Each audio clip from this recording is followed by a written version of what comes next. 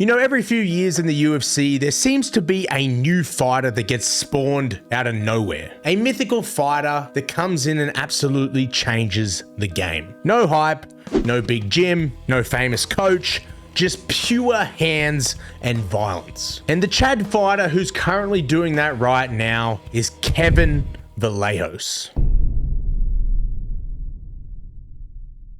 So this isn't your typical Dagestani story, no mountains, no American wrestling prodigy. No, we've heard those stories plenty of times. This story is about Argentinian Topuria. And look, I know he doesn't like being referred to as Ilya, but at the same time, I'm sure Salkild doesn't like to be referred to as a multicultural redeemer, or Drew Dober definitely doesn't like to be referred to as the Dark Knight Slayer. But here we are. Sometimes you just got to roll with the memes. Now, Argentina isn't exactly producing or known for producing high-level MMA talent. The UFC has a few of their fighters, but no one who's really making these great waves, or in Kevin's case, tsunamis. And I feel they've definitely struck gold with this new contender. Now, to give you a little bit of backstory on Kevin, he started training at the age of 16. And no, as I said, he didn't have this crazy backstory in the mountains. He didn't have some crazy childhood grind. He wasn't born into violence where his dad beat the shit out of him because his jab was off. No, Kevin is just a guy who tried MMA,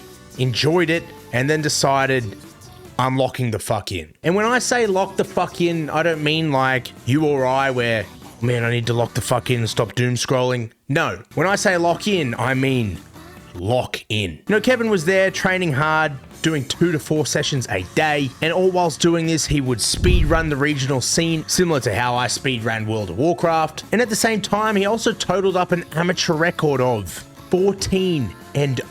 And he did this all in a few years. He dominated so hard that he became a 3-division weight champion. Now, granted, that was locally. You know, I'm sure they don't have this huge pool of brimming MMA talent, but I'm sure if you can become a 3-division weight champion anywhere in the world, that shows that you're a dominant prospect. Unless it's India. So all of this is great.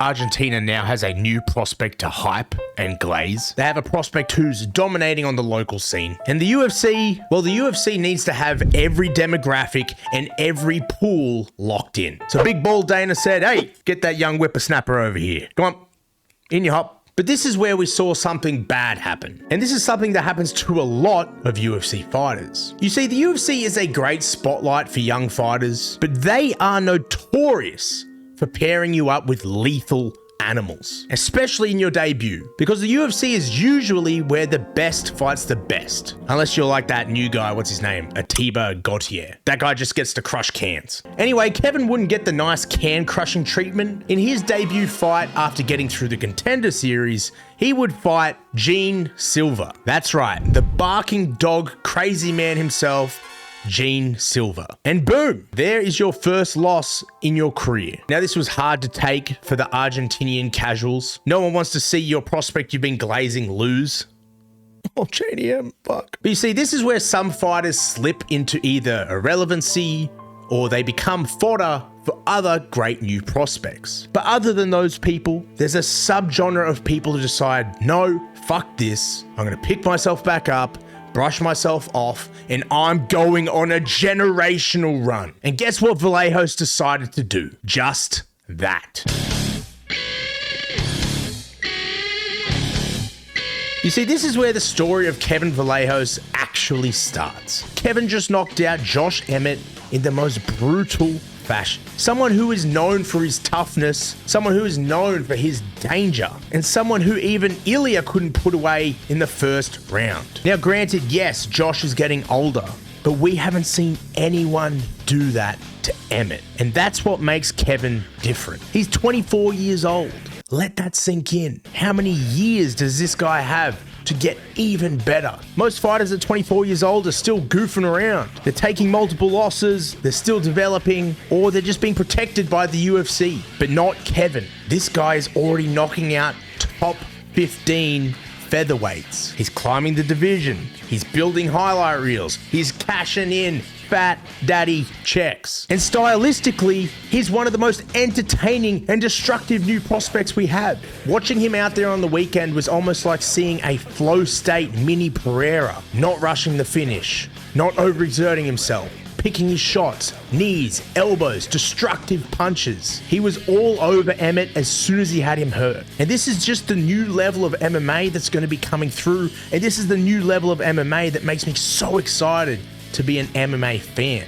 And think of all the matchups you can do with this guy. Think of like a Melchizedek Costa, Patricio Pitbull, the Gene Silva rematch, the loser of Garcia and Diego Lopez. Probably getting ahead of myself there, but still, you get the point. When you take Kevin's name and put him next to any top 15 featherweight, you get excited for the matchup now. And that's what we need in the featherweight division. Soon Volkanovski needs to retire and he needs to pass the torch. And let's not pass it on to a boring ass featherweight. Vallejos is the new era of MMA, and he's from a country that doesn't usually produce MMA stars. And that's what makes him so exciting. So guys, that's it for Kevin. I hope you enjoyed this video. I just wanted to get on here and glaze him a little bit. You know, every new dominant prospect needs some glaze. I'm hyped for all the Argentinian homies who finally have someone to look forward to watching. And I know they have other fighters, but it's good to have a dominant prospect that you just want to glaze and tell everyone, we are dominating.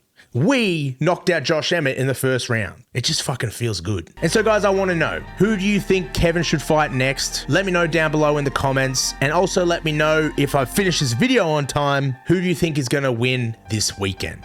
Again, thank you to all the loyal homies who watch all the way to the end. I appreciate the support. The YouTube is on a generational down run at the moment, but we keep grinding. And soon, just like Kevin Vallejos, I'll be hitting that flow state, baby. Guys, thank you again for the support.